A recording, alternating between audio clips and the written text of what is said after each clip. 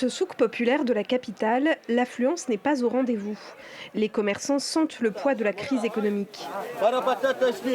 Ferid a du mal à vendre ses pommes de terre, dont le prix a doublé en 3 ans. Avant, elle coûtait moins d'1 dinar le kilo. Maintenant, c'est passé à 2 dinars, même 2 dinars 50. C'est devenu très difficile. Les gens achètent, mais se serrent la ceinture. Et cela affecte notre chiffre d'affaires.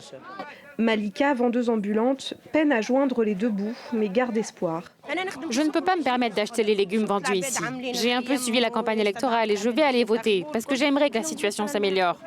Pour lutter contre la récession qui ne touche pas seulement les prix mais aussi le budget et les équilibres commerciaux, le gouvernement a pris des mesures. Il veut mieux contrôler l'importation coûteuse en devises.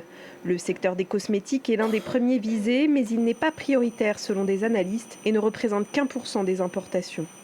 Cet importateur de parfums et de cosmétiques depuis l'Union européenne émet des réserves. Aujourd'hui, ce sont des décisions qui sont contraignantes pour le secteur organisé. On fait avec, on n'a pas le choix. Je pense qu'il aurait été plus pertinent d'impliquer les différents acteurs économiques avant la prise de décision pour comprendre les détails de chaque secteur.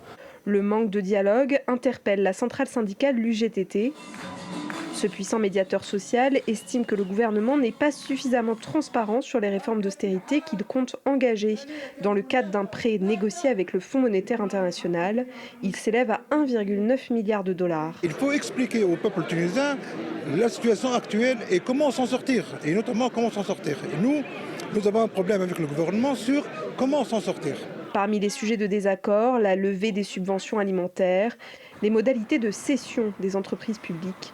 Autant de thèmes très sensibles en pleine période électorale.